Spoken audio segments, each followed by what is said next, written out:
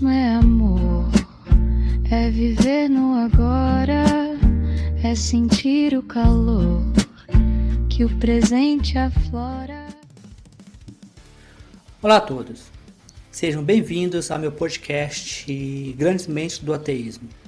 O podcast Grandes Mentes do Ateísmo ele é focado em pessoas que mudaram o mundo ateu, né? O que nós entendemos como ateísmo moderno. É importante talvez destacar que esses nomes não necessariamente significam pessoas que contribuíram diretamente, mas que foram importantes, como Carl Sagan, Albert Einstein.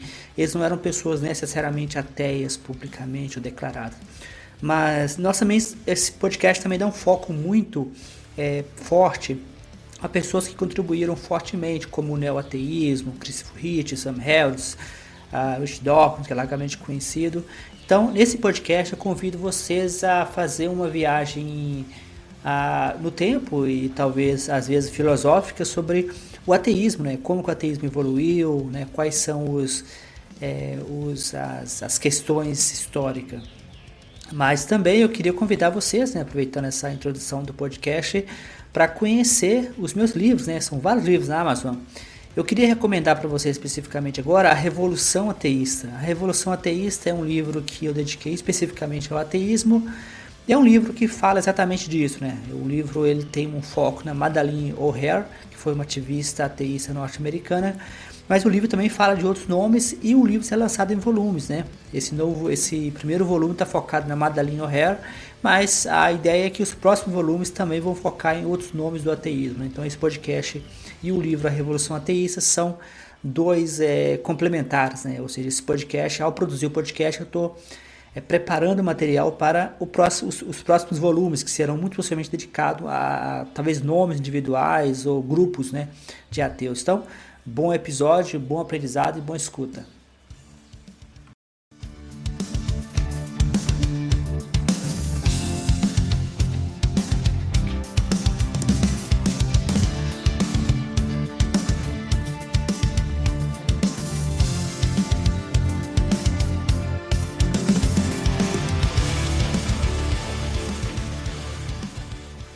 Sabe, geralmente quando a gente fala sobre um diagnóstico médico, existe uma expectativa de precisão quase matemática.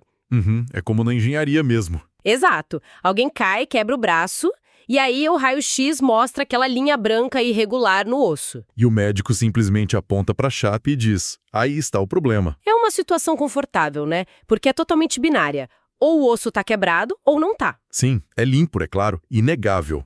Mas então, a gente dá um passo para fora dessa clínica ortopédica e entra no mundo da moralidade, das crenças e do sofrimento humano. Aí a coisa muda de figura. E como muda? De repente, aquela máquina de raio-x parece que entrou em curto-circuito. A gente passa a olhar para uma paisagem diagnóstica que é incrivelmente turva, cheia de ruídos. Com certeza. Especialmente se quem estiver segurando esse raio-x, ou melhor, o bisturi, foram um dos filósofos mais implacáveis e controversos da história moderna. O que nos traz a nossa missão de hoje. Olá para nossa audiência. Hoje nós vamos fazer um mergulho profundo na arquitetura de uma das obras mais contundentes de Friedrich Nietzsche. O famoso e polêmico livro O Anticristo. Isso. E nós temos como base a célebre introdução do H.L. Mencken e uma série de diálogos analíticos sobre o texto original. Mas olha, o nosso objetivo aqui não é fazer um simples sumário das críticas que o Nietzsche lança contra a religião. Não mesmo. Seria superficial demais. Ok, vamos destrinchar isso. A nossa missão é investigar uma comparação surpreendente e muito específica que ele faz. Sim, porque o Nietzsche, que é famoso por aquele estilo demolidor dele, né? O golpe de martelo. Isso, o golpe de martelo nas instituições. Ele, por incrível que pareça, demonstrava um respeito intelectual quase inesperado pelo budismo. O que é meio chocante quando a gente pensa na postura geral dele. E ele usa o budismo como um espelho para expor o que ele considerava os maiores defeitos do cristianismo. Ele inverte completamente o senso comum sobre o que é uma religião, tratando a espiritualidade quase como uma questão puramente biológica. É brutal. Mas eu acho que é importante, antes da gente entrar de cabeça nos detalhes dessa biologia da crença, suspender as nossas próprias convicções por alguns minutos. Com certeza, eu tô super preparada para isso. Porque Nietzsche é um autor que foi desenhado para incomodar. As ideias que a gente vai dissecar aqui, elas não poupam nenhuma tradição. Nosso papel hoje não é defender ou atacar nenhum lado, sabe? Sim, é manter a imparcialidade total. Respeito que ele tinha pelo budismo, a gente precisa primeiro olhar para como ele define o contato de uma crença com a realidade. O que ele chama de realismo. Isso. Nietzsche afirma categoricamente nos aforismos de O Anticristo que o budismo é, nas palavras dele, 100 vezes mais realista que o cristianismo. Ele até usa um termo que soa meio fora de lugar no mundo antigo. Ele chama o budismo de uma religião verdadeiramente positivista. Sim, e quando eu li isso, eu fiquei pensando, positivista só como um jargão super sociológico, né? O que exatamente ele quer dizer com isso nesse contexto? Então, ele quer dizer que é uma filosofia que foca no que é observável, no factual, em vez de recorrer ao pensamento mágico. Ah, entendi. Para o Nietzsche, o budismo surge na Índia antiga, num momento em que o conceito de um Deus criador, sabe, aquele que pune e recompensa, já tinha sido superado pela elite intelectual. Já era uma ideia morta para eles. Exatamente. Era uma questão ultrapassada.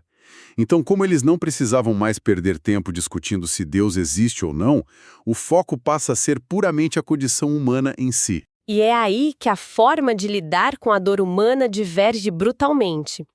Nos textos, fica bem claro que, para o budismo, o foco central é o sofrimento. O sofrimento como um fato fisiológico. Exato. Como o osso quebrado da nossa analogia lá do começo.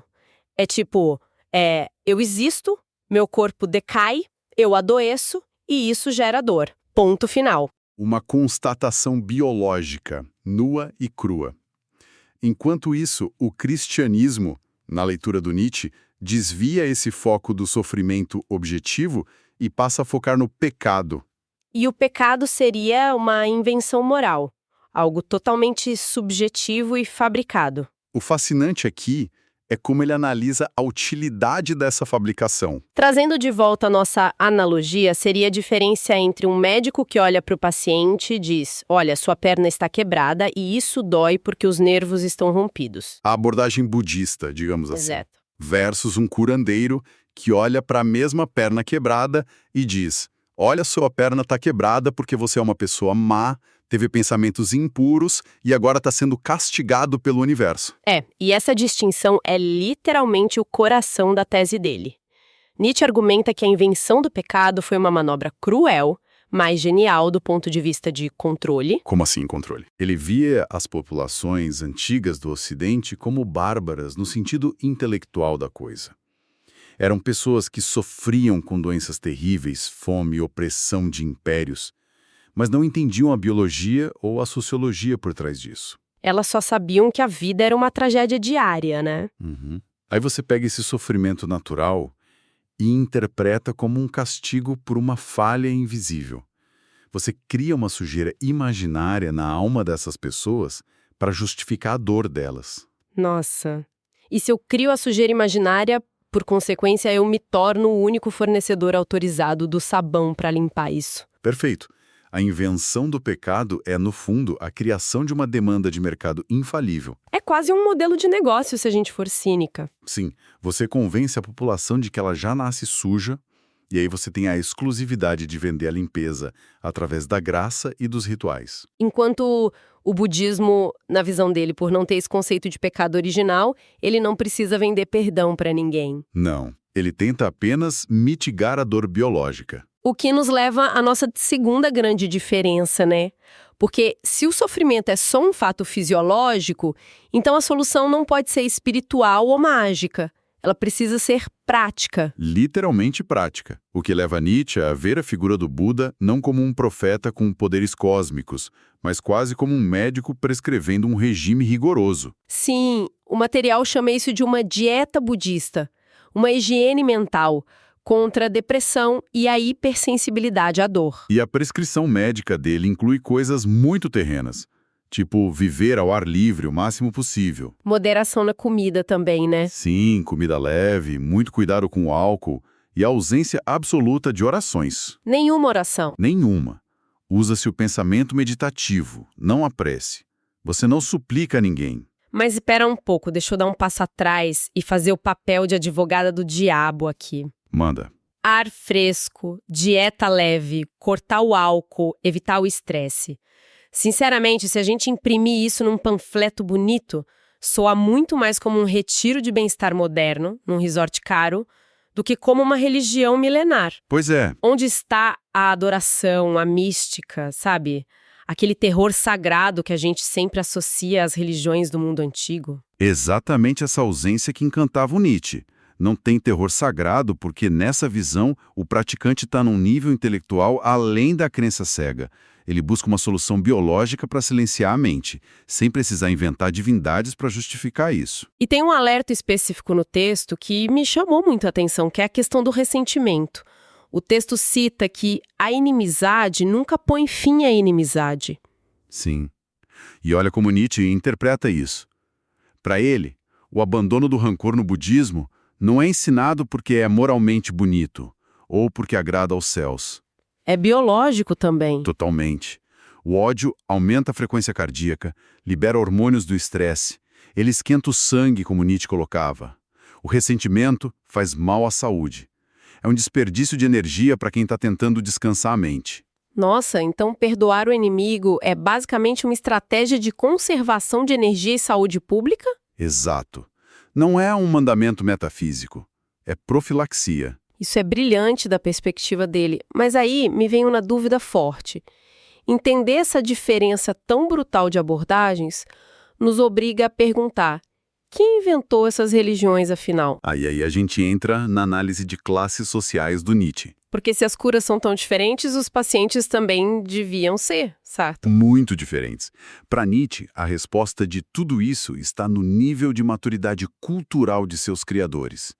E ele classifica o budismo como uma religião de ricos. Ricos. Sim, mas não só no sentido financeiro. É uma religião produto de uma aristocracia exausta. Uma elite na Índia antiga que já tinha passado por séculos de debates, filosofia, disputas intelectuais. Eles estavam esgotados. Exaustos até o osso. Era um estado de cansaço extremo do intelecto. Eles não queriam a promessa de uma vida agitada no além, não queriam milagres ou cidades de ouro. Eles queriam férias eternas, basicamente, o repouso. Sim, a anestesia contra o caos do mundo.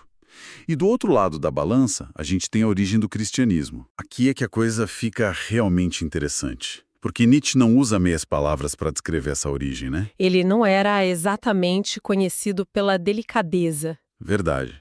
Ele diz que, em contraste com essa aristocracia cansada, o cristianismo surge daquilo que ele chamava de ralé, os Chandala, as classes oprimidas, os escravos do Império Romano. E o motor emocional dessa classe não era a paz, não era o cansaço intelectual, era o ressentimento visceral, um ódio profundo contra os fortes, os nobres e os felizes. É a psicologia do oprimido, né? Se você vive na miséria, esmagado pelas legiões romanas, você não tem poder militar ou político para se vingar no mundo real. Você ia ser massacrado na mesma hora se tentasse. Exatamente. Como a vingança física está bloqueada, a psique cria o quê?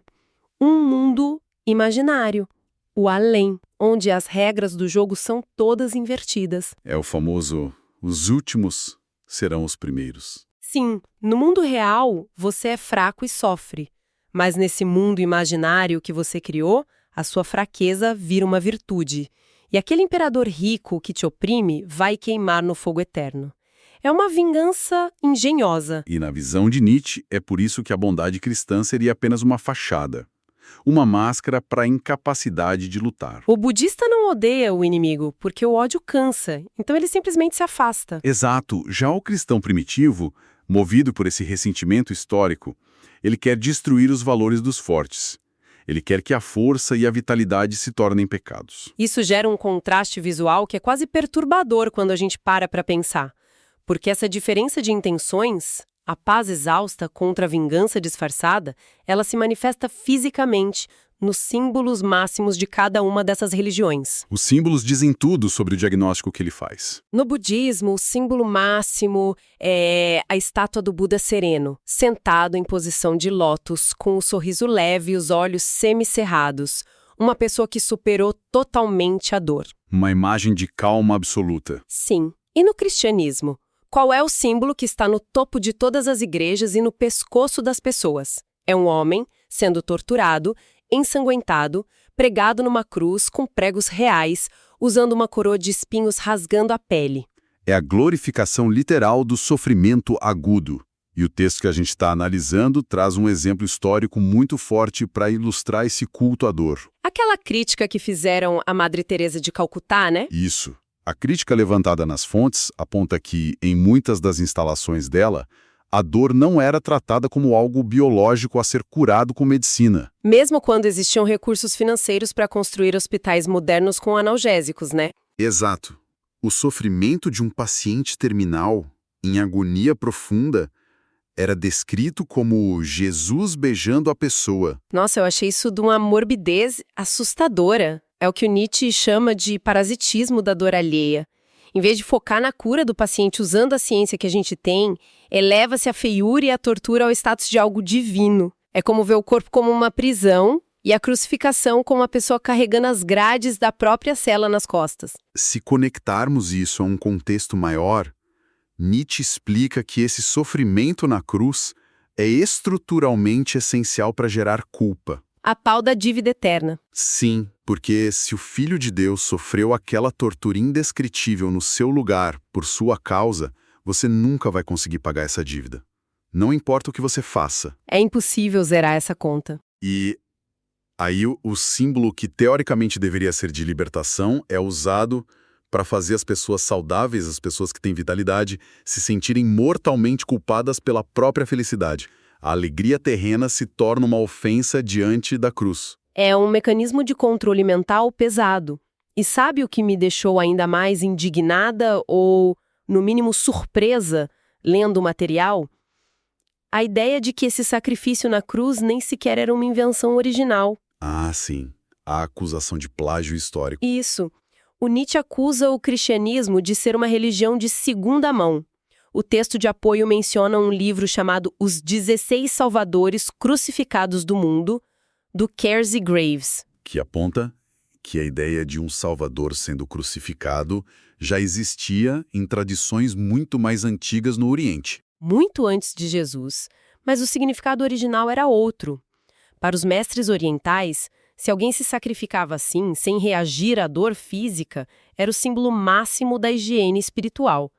Significava que a destruição do ego estava tão completa que nem a tortura física afetava a mente da pessoa. E como isso foi parar no Império Romano como uma ferramenta de culpa? É aí que entra a figura de Paulo, né? São Paulo. O arquiteto. Para Nietzsche, Paulo sequestrou esse conceito oriental de desapego e vulgarizou a coisa toda. Paulo foi o cara que percebeu que precisava de uma ferramenta política potente para dominar as massas. E ele inventa a ideia da imortalidade pessoal atrelada ao inferno. Porque se existe um inferno eterno, você desvaloriza completamente o mundo real. O medo do além passa a dominar tudo. Exato. Paulo pega cultos subterrâneos antigos, funde com esses símbolos roubados e cria o que Nietzsche chamou de dinamite cristã. Uma religião mestiça, carregada de ressentimento, pronta para explodir os valores da elite romana. Uau, ok. Depois de toda essa dissecação implacável, dessas comparações que claramente parecem favorecer muito mais a abordagem do Oriente, a gente chega ao momento do veredito. A grande questão. Então, o que isso tudo significa? No fim das contas, depois de escrever tudo isso, o Nietzsche se converteu e virou budista? A resposta rápida e direta é: de jeito nenhum. Nenhuma das duas agradou. Não. Na régua de Nietzsche, as duas são diagnosticadas pejorativamente como religiões da decadência. Entre duas doenças, ele prefere uma, mas ainda acha as duas fatais para a vitalidade humana. Exatamente. O budismo ele rotula como o niilismo passivo. Passivo porque é uma fuga, né? Sim, é a vontade do nada. É você buscar anestesia, fugir das paixões, fugir das lutas da vida, só para não sentir dor. É como alguém que prefere ficar dormindo para sempre do que levantar da cama e correr o risco de tropeçar. Embora ele deixe claro que prefere o budismo 1000 vezes, né? Chega a chamar de um paraíso da lucidez comparado com o inferno do ressentimento. Porque pelo menos o budista mantém a honestidade intelectual. Ele diz: a vida dói, eu estou exausto, então eu vou desligar as minhas emoções. Ao passo que o cristão tenta disfarçar a dor com sede de vingança e ressentimento. Isso. Mas a filosofia do próprio Nietzsche exige algo muito maior que a fuga ou a vingança. Ele exige o Übermensch. O super-homem ou o além do homem.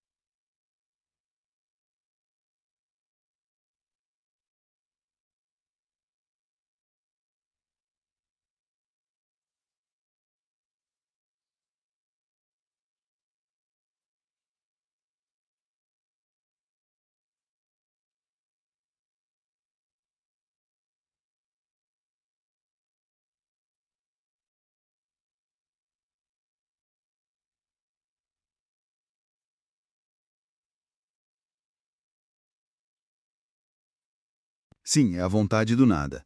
É você buscar anestesia, fugir das paixões, fugir das lutas da vida só para não sentir dor. É como alguém que prefere ficar dormindo para sempre do que levantar da cama e correr o risco de tropeçar. Embora ele deixe claro que prefere o budismo 1000 vezes, né? Chega a chamar de um paraíso da lucidez comparado com o inferno do ressentimento. Porque pelo menos o budista mantém a honestidade intelectual. Ele diz, a vida dói, eu estou exausto, então eu vou desligar as minhas emoções. Ao passo que o cristão tenta disfarçar a dor com sede de vingança e ressentimento. Isso. Mas a filosofia do próprio Nietzsche exige algo muito maior que a fuga ou a vingança.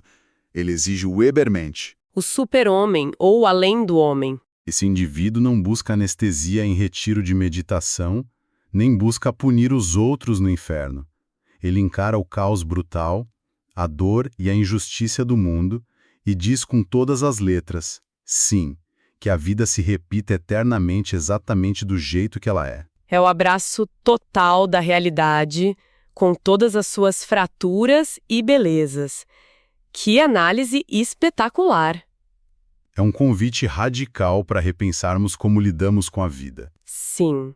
Revisamos aqui hoje como Nietzsche usou o budismo como um verdadeiro bisturi para abrir e dissecar a nossa moralidade ocidental, transformando o que a gente achava que era uma questão de fé em pura biologia, higiene e dinâmica de classes sociais. Para quem nos acompanha até aqui, fica o desafio de analisar como a gente lida com a nossa própria dor no dia a dia. A gente busca soluções práticas e de frente, ou a gente abraça a culpa e o ressentimento? E isso me leva a um pensamento final super provocativo para deixar com a nossa audiência hoje. Manda! A gente viu que Nietzsche enxergava o budismo antigo como uma higiene mental, uma anestesia para uma elite que estava intelectualmente exausta. Se ele andasse por aí hoje, o que ele diria sobre a nossa atual obsessão com aplicativos de meditação, retiros de mindfulness corporativos e essa necessidade desesperada de fazer detox digital toda semana? Olha, é de se pensar. Será que, no fundo, sobre a desculpa de produtividade ou iluminação, nós nos tornamos a nova aristocracia cansada?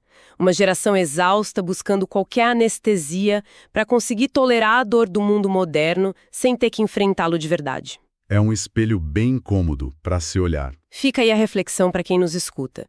Que possamos continuar questionando até as nossas curas mais sagradas. Muito obrigada por mergulharem com a gente hoje. Um grande abraço a todos. Continuem curiosos e até a próxima análise.